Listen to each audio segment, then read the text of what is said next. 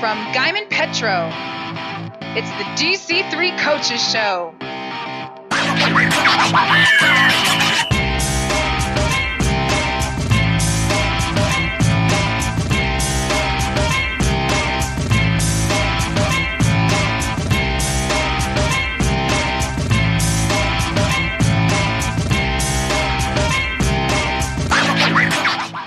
And now here's your host, Ryan Osmus.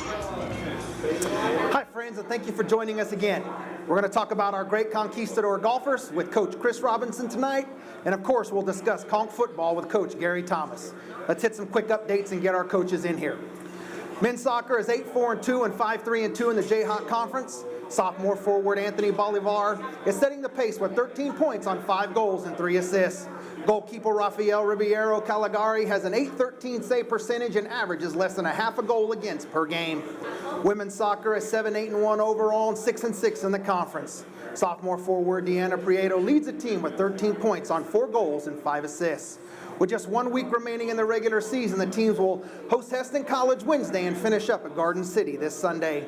5-21 Conch volleyball team will host Garden City tomorrow night. Team earned its lone conference victory against Garden City, taking a 3-1 win over the Buffaloes on September 19. After the Garden City contest, the ladies will have just 4 matches remaining on the season, including sophomore night, October 24th, against Bethany College. Both the men and women have been impressive so far this year. On the women's side, Napak Nari Siri-Thorn began the season with the first place finish at the Farmers Insurance Samuel Prohl Invitational in Pueblo. At least one of the 3 Conquistador women have finished in the top 5 in every tournament this year. To begin September, the Conquistador men put together back-to-back first-place finishes at the Central Kansas Classic and the Kansas Wesleyan Fall Invitational. At the NJCAA District 3 preview in Gothenburg, Nebraska last week, Logan Durst led the Conqs to a 3rd-place finish. Sophomore from Garden City fired an even par 72, good enough for a 3rd-place individual finish behind a pair of golfers from Indian Hills Community College, which ultimately won the event. The Conquistador golfers are led by head coach Chris Robinson in his 9th season leading the team. Under Robinson, the Conqs have become a force in NCAA golf, winning conference championships, regional championships, and appearing regularly in national rankings, all the while producing academic All-Americans. Conquistador golfers are heading to Kansas City tomorrow for the opening round of the Baker University Invitational. So let's bring out Coach to talk about the great job our golfers have been doing. Chris Robinson, welcome. Thanks for being here. Coach, nice to have you. Yeah, appreciate it. So before we get started, I love that hat. My head's extremely large, but you might have to hook me up with one of those golf hats. For sure. But nice to have you here. So let's jump right in. Now you are actually the head men's golf coach and the head women's golf coach. But so the fans know in the audience, we'll actually have you back another time to speak about our in-depth about our women's team. Tonight we'll kind of be geared towards men's golf. Sounds so I want to start off though this evening by just you actually talking a little bit about yourself, if you will. You've been with the Conquistador program now for 9 years. Yep. You're also a local golf pro at Mariah Hill. So you've been in the community, been at the college for a while. But for those fans that may not know who you are and for our community that may not be familiar with you, just introduce yourself and tell us a little bit about your road to Dodge City Community College. Sure. I came here about 10 years ago. I've been the head golf professional at Mariah Hills. I came from Book Cliff Country Club in Grand Junction, Colorado. And on my route here, I didn't think I'd end up in a small town. I thought I'd always be in Colorado, but being the head golf professional, and then Casey Malik was the coach when I first got here. So I helped out his team for a couple years, and how it transitioned over is Casey thought he was going to end up taking that athletic director job and came into my office one day and said, "Hey, would you be interested in coaching the boys team?" And I said, I don't think I want to do that. And he's like, "Why don't you come out for a couple tournaments?" So I did it, and I just thought to myself, I thought he did a great job, don't get me wrong, but I thought I could do better. Just recruiting-wise and just different things. And so I came back and I told him I'd be interested in it, and I talked with the city, and the city was more than willing to help me out and let me do kind of both, which I think the golf course and the golf team kind of work hand in hand. It's great for us to have men's and women's college team out there. Excellent. Okay, let's get into the team. Okay. Let's get into a little bit about your roster. So as you go through the roster, you've got 11 golfers, I believe, on the roster. It's a mix of Kansas kids. You've got a couple local from Dodge City. I believe you also have one from the Garden City area. Yeah. And then you have one out of Colorado. Yeah. And then you round off your roster with international students, with international golfers. So you want to share with us just a little bit about recruiting, share with us a little bit about your golf team, the makeup of it, and then, touch on the recruiting and how you've been able to compete recruiting high-level golfers internationally. You know, for me, recruiting is, obviously I try to look for that Kansas kid first. It's just a matter of, I came to the conclusion after 9 years, if the kid wants to come here, then I'm interested. But I'm not going to beg a kid, and it's real rare for me to get a kid past Salina to come down to Dodge City. I usually lose them to Hutch or, KCK or something like that. But, I have a really good mix of kids. I got Dylan Ratz and Luke Gleason, both from Dodge City. They both worked for me at Mariah Hills, so that was kind of easy. Yeah, it's excellent. Yeah. Logan Durst from Garden City right now is my two-man, and, he's kind of that athlete in high school, had like a 76, 77 average, and I looked at him and followed him since he was kind of, little. I just thought to myself, man, if I could get him, what I could do with him. Right. And then I actually have Danny Taggart, and Bobby, his brother, played for 1 year for Casey and 1 year for me. So that's how I kind of got Danny. And then I have Ty Wilson, who's actually from Wellington, Kansas. Oh, okay. Yeah. So, and then as far as internationals go, Casey's always had, he always went the Swedish route. I had some Swedes and some Norways. Yeah. And, I've made a really good connection, or I have a friend that played Division I golf, and he's Ty.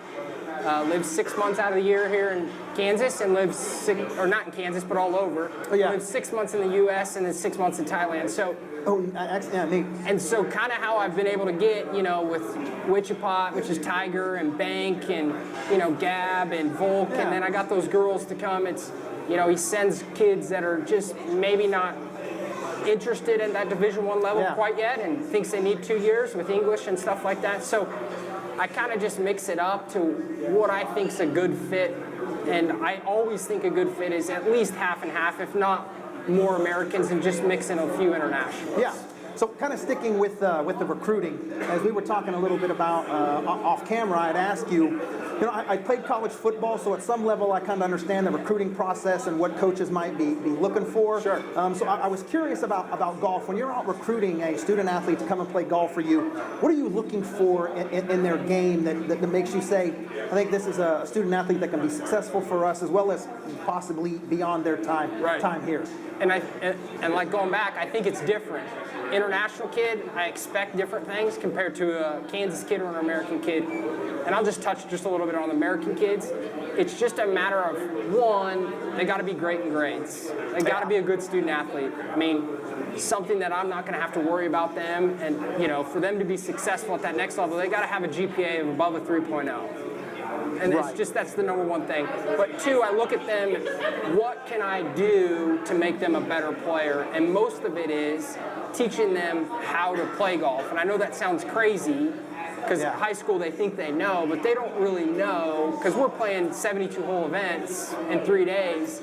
They don't understand what it's like to hit it bad and get something out of it. Oh, okay.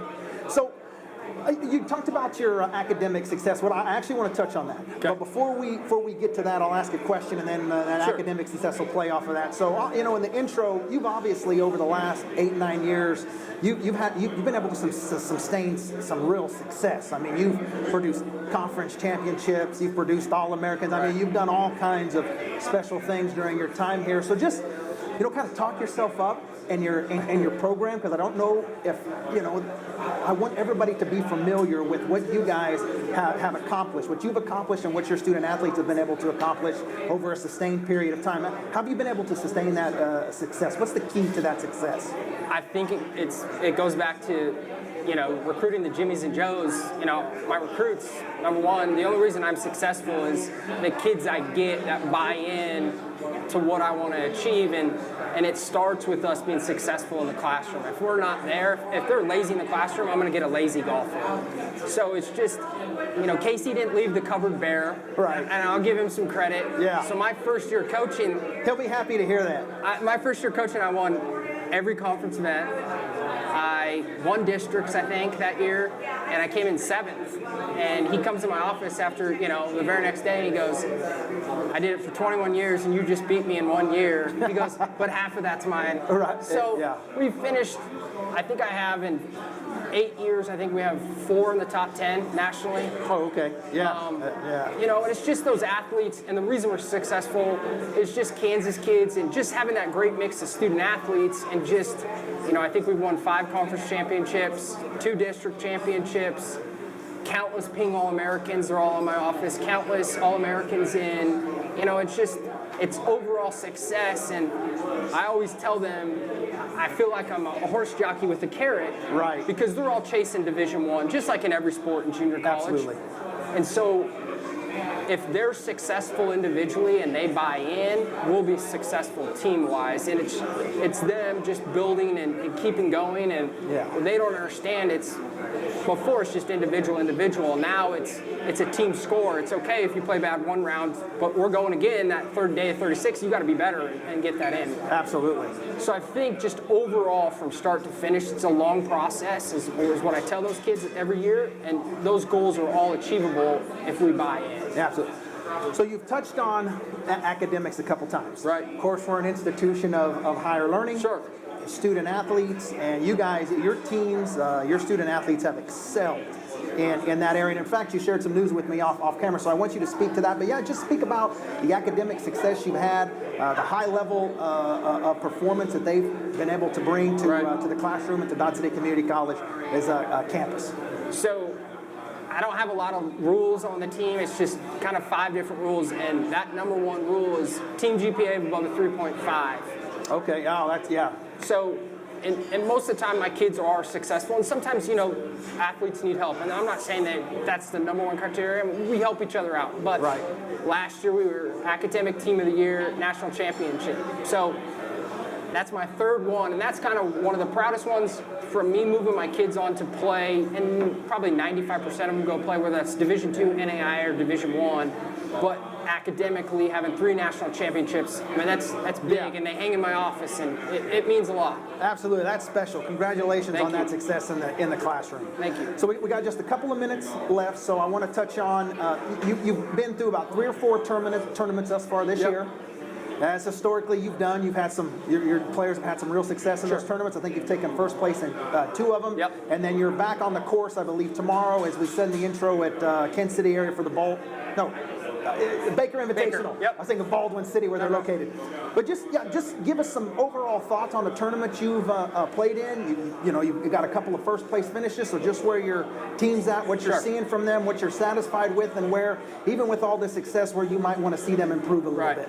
So we've played it real quick. We played our first event was at CSU Pueblo, all Division II event, and then New Mexico Junior College was there. Came in 5th. Real good showing, shooting 290, 291, and 288. And 288's par. So, and then our second event, we won, and then Sasset Jerawat, he won as well. And then our third event, we won as well, and then Sasset won again. And his American name's Gab. Gab goes on to shoot 68, 62, 70. He sets a golf course record, shooting 62. And then sets a Dodge City Community College record, lowest round ever. Oh, excellent. So, and then we go up to Nebraska last week, and it was, I say it's a half tournament because we only got 1 round in, 35 degrees, raining, blowing 30 out of the north. We were supposed to play 54 holes. We barely get 18 in, canceled the other 2 rounds. So that tournament meant the most to us, and it just, tough that the weather didn't work out. So, but that's all right. And then our last event, if we can go to Baker and get another W, I mean, winning in golf is hard. People think it's easy, but if we get another one, I think, we have a lot of way to improve, especially in the spring's kind of our big event for conference. We're just gearing up towards conference districts and a national championship. So that's our hope. Now, one final question, more of a thought that just kind of hit me, because I think golf is similar to rodeo, where rodeo team, they'll compete against not only community colleges, but 4-year universities as well. Golf is the same way, correct? Where you'll be competing against community colleges as well as the 4-year universities. You just want to talk a little bit about that? I tell this to my kids all the time. The greatest part is us and our little Dodge City Community College van shows up at either a Division I, Division II, or an NAIA, Right. they don't think anything of us. We always get paired with people they don't want to play with, and halfway through that tournament, they're, hey Chris, what's your kids doing next year? Oh, yeah, absolutely. So I think it's really good for my kids to play at that level as well, just to kind of, hey, this is what it takes to play at those different things. And we've been successful, whether that be small Division 1s to Division 2 to NA. This week's going to be an NAIA event. Absolutely. Well, Coach, congratulations on all your success. Thank you. Good luck tomorrow, and I'll look forward to having you back again to highlight our women's golf team. Appreciate it. Thank you very much. Thank you. Have a nice day. The Conquistador football team has gone through some real peaks and valleys since our last show. The high from the Conqs, thrilling come from behind. Last-second victory over Coffeyville 2 weeks ago descended quickly with Saturday's 58-7 loss at Iowa Central. Loss brings the Conqs record to 3-5 overall and 1-3 in Jayhawk Conference play. The conference's first-place team, the Hutchinson Blue Dragons, coming to Memorial Stadium this Saturday. Here to tell us all about is Conquistador head coach Gary Thomas. Coach, welcome to the show. Nice seeing you, buddy. How you doing, bud? Good. Okay. As I've said now the last few shows, got several things to cover in probably a condensed period of time. Absolutely. Okay, but before we get to Coffeyville, congratulations on that exciting win. Before we get to Iowa, and then of course looking at Hutchinson this coming Saturday. Right. I've had a couple of questions I wanted to ask, just time has not allowed for it. Right. But I want to actually start off with a question about quarterback play. Okay. First few games of the season, quarterback by committee, for lack of a better term, you were rotating between Lux and Harris. Right. I believe it was during the Ellsworth game. Harris had come in, and then since that time, you've kind of, for lack of a better term, he's kind of led the way throughout. So just speak a little bit about the decision to kind of go with Harris and no longer going through the rotation. The reasoning is kind of all over the map. Early on, I felt like they both deserved to play. They're both good kids. They do well in school. They work hard. They really, really dependable individuals. On the field, though, we got similar inconsistency out of them, and nobody kind of really emerged to win the job. There were certain games where we were struggling up front to protect the quarterback, and I felt like we had a better chance maybe with Drew in there because of his escapability and his ability to keep things alive. John does a lot of things really well, but he's really one-dimensional, and that's when you have trouble protecting the quarterback and can't rely enough on your run game. You become one-dimensional as a program. So, we went in the Butler game, felt like maybe giving Drew a shot to get a little bit of momentum. I understand it. As a quarterback, it's hard to be in a two-quarterback system. You never really get a rhythm, and when you do, the next guy goes in, and so then we went with Drew, and he played really well in the Butler game, and for the most part, it's been pretty consistent. He has the mistakes that he makes. Didn't play so rocking hot last week, but nobody really did. But they both have a bright future ahead of them. But the byproduct of how we got to where we got to was somewhat of inconsistency as a group, and some of it was Drew's obviously his ability to create big plays with his feet. Yeah, he's got nice arm talent, but definitely his ability to create plays with his feet. He's seen him do some special things out there. Absolutely. But that leads me actually into my next question, because I had two questions I kind of wanted to ask before we got to play on the field. Okay. You've already used the word twice, was inconsistency as a team. Because there's been absolutely flashes of brilliance where you guys have just looked like you literally be the best team in the conference, and then there's other times, obviously, where it's been very vanilla and inconsistency. Just kind of want to talk a little bit about that inconsistency this year. You hit it on the head, and if I had the answers, we'd have fixed it already. Absolutely, Coach. I hear you, man. I don't know. We do some things really well at times, and then we don't. We have some spurts where we're as competitive as anybody could be at this level, and then we have some spurts where we're not very good. So, I don't know. Every group is different, and it's hard to figure out what motivates each group. And I clearly haven't got this one figured out. When you look at competitive scores against competitive or similar opponents, you can get an idea of how the game may play out. And for the most part, those things have been pretty consistent up until kind of last week. I don't know. I wish I had a better answer to that question, but you hit it on the head. I mean, you're right on target with it. I just, I don't have the answer. I really don't. So let's move into play on the field. Yeah. So let's start with Coffeyville. Okay. Coffeyville Ravens came to town 2 weekends ago, came away with, if nothing else, I mean, when it's exciting, it's exciting. Yeah. But let's kind of go through, we haven't normally done this, but I'd like to go through a few sequences of plays and possessions, if you will. But let's take the first half as a whole.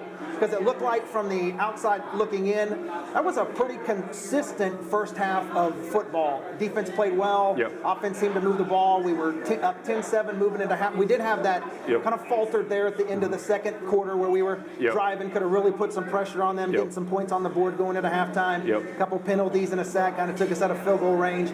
But with that, we go into halftime, 10-7. Team was looking pretty good. What are you thinking at that point in time? How I was actually really upset going into halftime.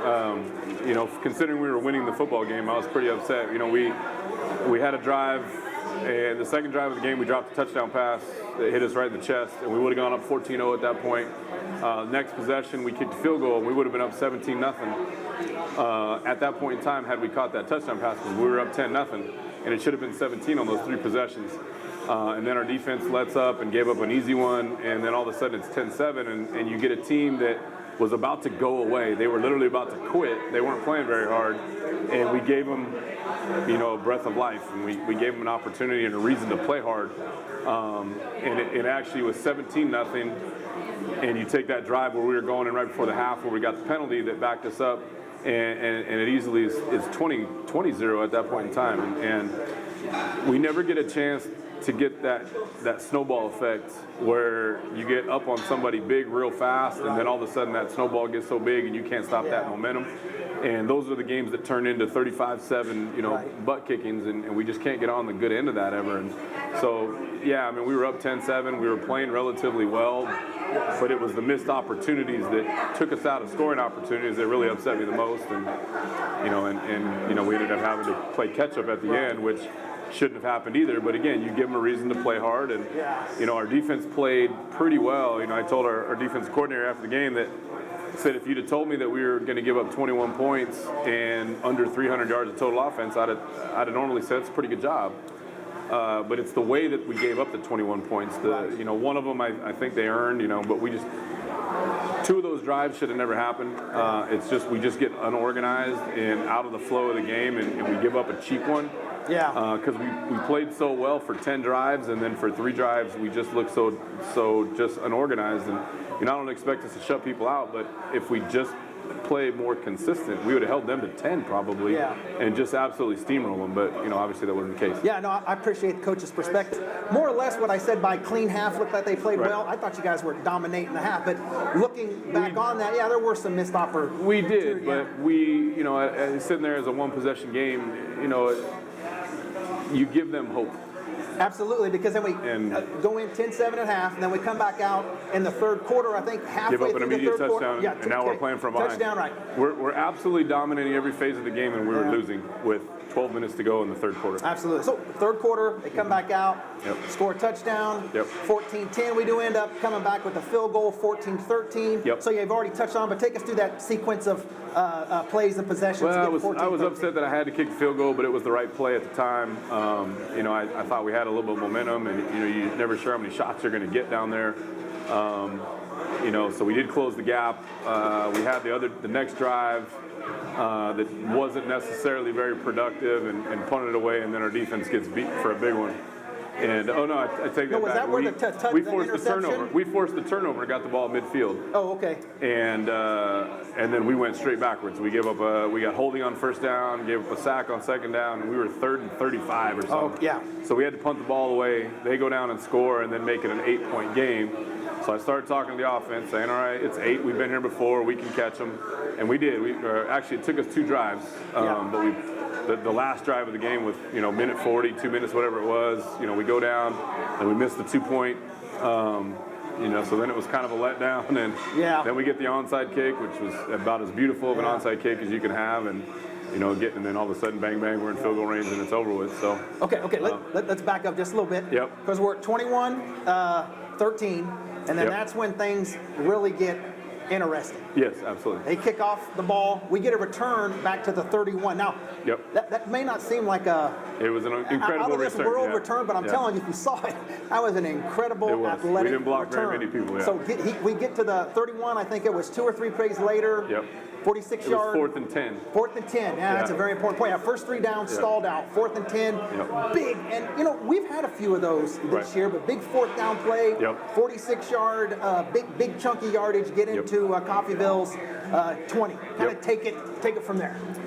Well, we're down there, and again, I'm looking at the clock going, we had the 1 timeout left, so I wanted to make sure that I saved the timeout as long as I could.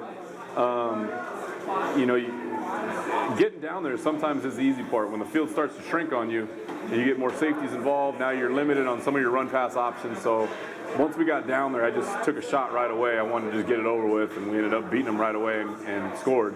So instead of trying to put together a progression, I just, we ran speed option first, put ourselves into a 2nd and 6, and then went after it and got it over with.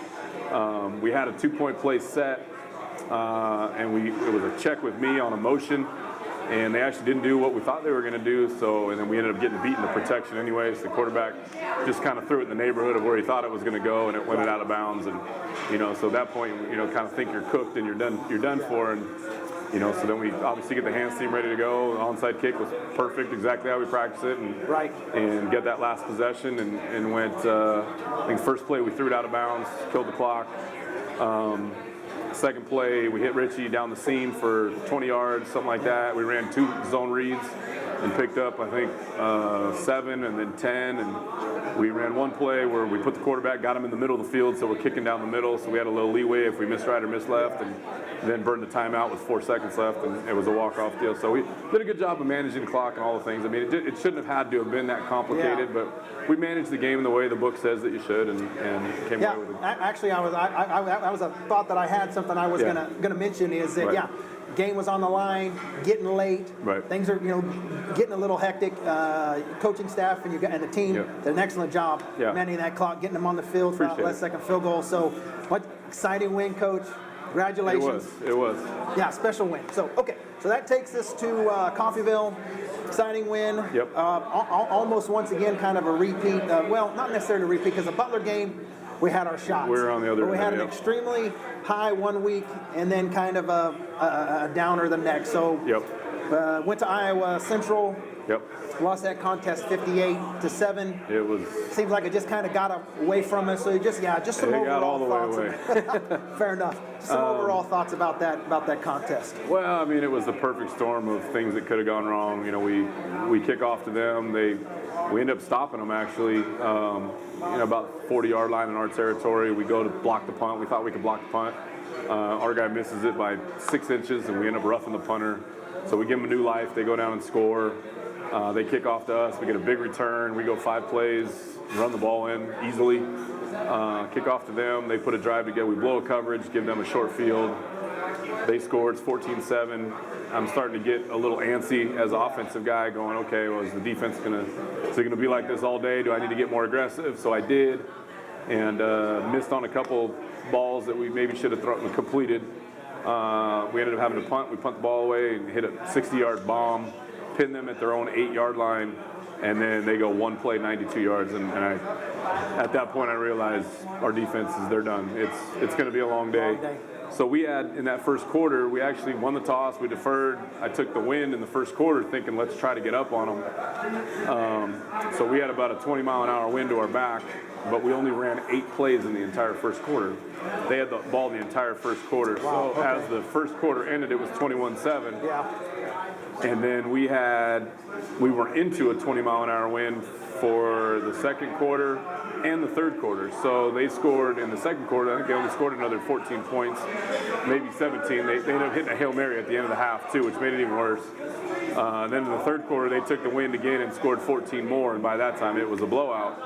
So with the wind to our back, we only ran 8 plays before the fourth quarter. So we were into a 40-degree, 20-mile-an-hour wind for the entire second quarter, entire third quarter, and the game was all but over at that point in time. So it just, like I talked about the snowball effect in the Coffeyville game where we just couldn't create it. Well, we were on the bad end of it, and it didn't matter what we did. And they're a good football team. Their record is probably not indicative of as good as they are. But Coffeyville beat them, and we beat Coffeyville. So, if we played the game again and it was 72 degrees with no wind, would it be on that bad end of it? Probably not. But it's an example of in this league, and they're not in our league, but they're in the association that we're in. Any given week you can get your lunch money stolen if you don't bring your A game. So, based on your comments, I probably should ask this question, but I'm going to go ahead and ask it anyway. Unfortunately, I've been a part of a couple of games like that where you kind of get into a hornet's nest, a few things happen, before you know it, it just snowballs, as you said. It did. But is there anything you can take away from that game positively that you can put towards? I really don't know. Hutchinson coming in to be honest, our quarterbacks came in today to watch film, and I said, I think for our personal relationships, we shouldn't watch this film. I said, here are the 5 points that I want to make. We need to be better here. We need to be better here. Situationally, if this game had been closer, this would have hurt us. It didn't hurt us because we're getting blown out. But this is where we need to get better. But I'm not going to beat you up and show you the 60 plays where we didn't do a good job. And some of the things were out of your control, and some were in your control. And here's the things that you need to fix. And sometimes you just need to move on and pretend it didn't happen. Absolutely. To save the psyche of the group. So that's kind of what we did, and we're not going to pretend it didn't happen, in game planning for the next one, because those mistakes will just compound on themselves. So you have to make the corrections that you have to make, but to sit there and berate them and belittle them and beat them up over a butt kicking is counterproductive to what you're trying to do at any level. So it's onward and upward from there. Okay. So moving on, as we're talking. Okay, moving on. So we got number 4 ranked team in the country coming to Dodge City this weekend. I believe it's a 1 o'clock start. Yes, it is. 1 o'clock start, Memorial Stadium. Please, fans, community coming out, support the Conqs. So 1 o'clock start. Number 4, Hutchinson Blue Dragons. Historically, good program. Plays hard, good athletes. So as I kind of ask leading into every week, what are you expecting to see out of the Blue Dragons? Talented group. They're not. They just kind of line up and play with you. They're not super exotic in a lot of things they do. They're good enough that they don't have to be, which actually benefits us. Our guys play better when they know where people are going to be. It's reading and reacting that we struggle with a little bit, because in some places we're maybe not as athletic or physically as capable as the guy across from us. So it helps us tremendously if we know where a guy's going to be and we can get in there and battle with them. So in the 6 years we've played Hutch five times in the regular season, and we're 3-2 against them, and they've been ranked probably every single time we've played them. We've played them 6 total times, and we're actually 3-3 against them. So it's just a game that for some reason we seem to match up well in, and so I'm hoping our guys will come out and battle. It's the 4th top 5 team we've played this year. We played tough conference. Independence was 5 when we played them. Garden, I think, was 4 when we played them, 4 or 5. Hutch will be 4 when we play them, and there's one more. Iowa was 4 or 5 when we played them. So this will be our 5th ranked team, 4th that's been in the top 5. So people wonder, is this conference the real deal? That's real deal. It's difficult. So I played a couple decades. It was the real deal. Real deal. Absolutely. Some of the best athletes in the country are right here in the Jayhawk West, and right here at Dodge City Community College, for that matter. They're a good football team. It's going to be a battle. It's going to be an uphill battle. But like I said, for all the reasons that I just mentioned, I always go into this one feeling like I got a fighting chance. Absolutely. So maybe one more final question, maybe two. So this is one of those interviewee or interview cliche questions, but I just got to ask you, because as we've talked before, you throw it, you catch it, you run it, you tackle it. But what do you see as your keys to success as Hutchinson comes in this Saturday? I think first and foremost, probably more so than the blocking, tackling, throwing, catching, alignment, assignment, execution, is we've got to forget about the emotion of last week. We've got to move forward, and we can't let last week's debacle affect anything that happens next Saturday. That's first and foremost. For us, you know, going into the Hutch game, I think we have to find a way to establish some balance on offense.